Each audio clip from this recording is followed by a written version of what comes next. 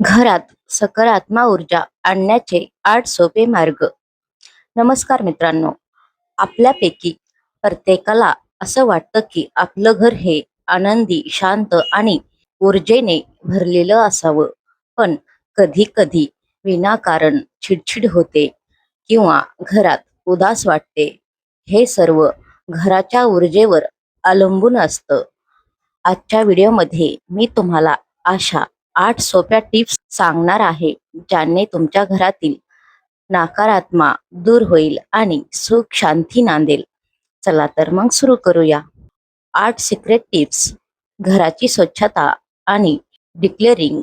सगळ्यात पहिली पायरी. सगळ्यात पहिली आणि महत्त्वाची गोष्ट म्हणजे स्वच्छता.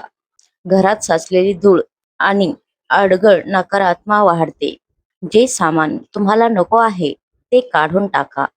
घर जितकं मोकळं असेल तितकी ऊर्जा खेळती राहील. दुसरी पायरी, मीठ पाण्याचा वापर. पाण्यात थोडे खडे मीठ घालून फरशी पुसून घ्या. मीठ हे नकारात्मक ऊर्जा शोषून घेण्याचे उत्तम साधन मानले जाते. आठवड्यातून किमान 2दा असे केल्याने घरातील वातावरण शुद्ध होते.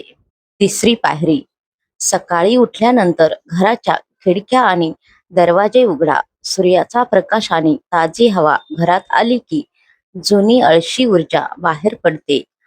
अंधाऱ्या खोलीमध्ये नकारात्मक लवकर घर करते.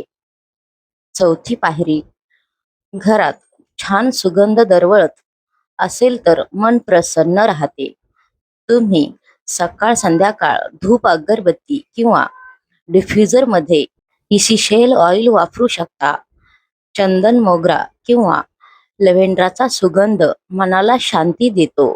पाचवी पायरी, घरातील झाडे. निसर्ग नेहमीच सकारात्मक देतो.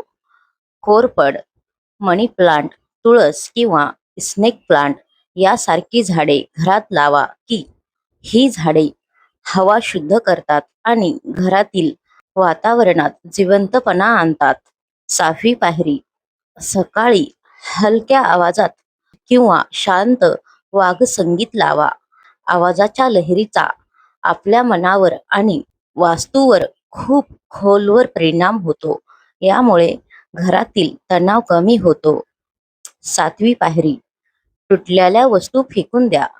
घरात फुटलेला आरसा, बंद पडलेली घड्याळ किंवा तुटलेली भांडी कधीही ठेवू नका. या गोष्टी प्रगती थांबवतात आणि नकारात्मक पसरवतात. त्या तुरंत दुरुस्त करा किंवा बाहेर काढा. आठवी पायरी, तुमच्या घराचं मुख्य दरवाजा हा ऊर्जेचा प्रवेशद्वार असतो. तो नेहमी स्वच्छ ठेवा. दरवाजासमोर पायपुसणी स्वच्छ असावी आणि शक्य असल्यास बाहेर एक सुंदर स्वस्तिक तोरण लावा. तर मित्रांनो, या 8 साध्या गोष्टी तुमच्या आयुष्यात मोठा बदल घडवू शकतात. यातील तुम्ही कोणती टीप आधीपासून पाळता ते मला कमेंटमध्ये नक्की सांगा. जर तुम्हाला हा व्हिडिओ आवडला असेल तर लाईक करा, शेअर करा आणि आपल्या चॅनेलला सबस्क्राईब करायला विसरू नका. धन्यवाद.